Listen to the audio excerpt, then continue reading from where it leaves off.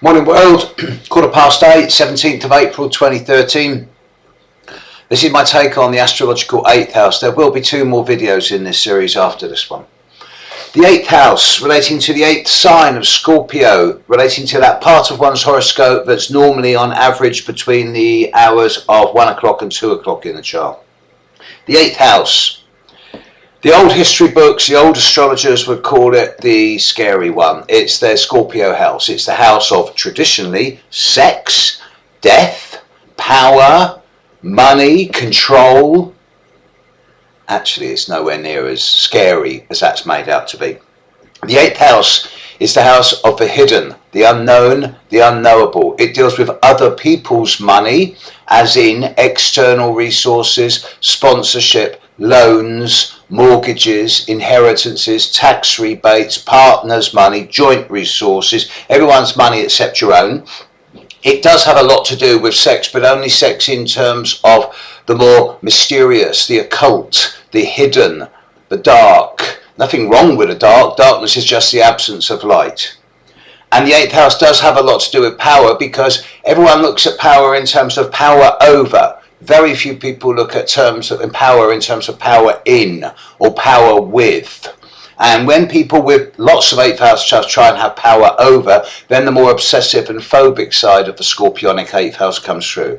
But when these people look at self-empowerment and being powerful within, being the conduit of power rather than the owner, then the 8th house person becomes truly invulnerable. The sun in the 8th house person is always going to be looking underneath, is always going to be looking deep and dark and inside, make a great private detective. But is also going to have quite a psychological twist about them. The moon in the 8th house person, it's not a particularly easy position. It is going to get easily swayed by other people's feelings and emotions, and it's going to be influenced by external environments, particularly other people's opinions. So the moon in the 8th house person needs to take a break every so often and ask themselves, well, how do I feel about what's going on? Mercury in the 8th house is great at uncovering, make a great investigative reporter or federal or parliamentary researcher. It's someone who digs deep, who uncovers, who brings things to the surface. Again, not only private detective, but forensic accountant, classic example of Mercury in the 8th house. Venus is not comfortable in the 8th house because Venus isn't that comfortable in Scorpio. It has to deal with the nature of desire, the difference between needs, wants and desires. And with Venus in the 8th house, a difficult Venus in the 8th house will go, right, I want and I'll kill to get it.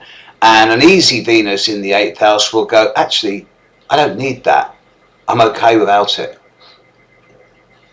Mars in the 8th house is very much the person who's not given to moralistic judgments. It doesn't matter whether things are good or bad. It's just a question of whether they are. If Mars in the 8th house decides it's going to do something, it's going to do it, and nothing and no one is going to get in its way. If Mars in the 8th house decides that something is wrong or right, it will stand up for it with a passion.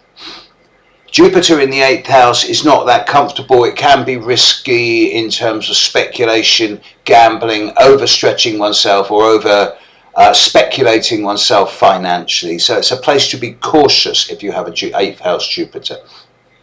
An 8th house Saturn will, on the one hand, when young, be full of the unimaginable, the dark, the mysterious terrors of life. Yeah, great.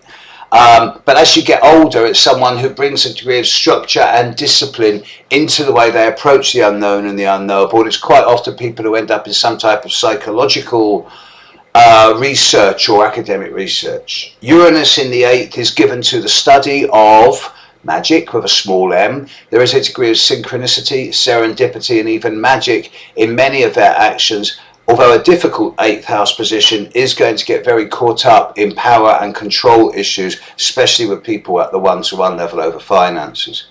And Neptune in the 8th house is going to bring a much deeper understanding of the true nature of power and what power really means, the difference between being powerful and being empowered, or being, for that matter, full of power. And Pluto in the 8th house is in its obvious home.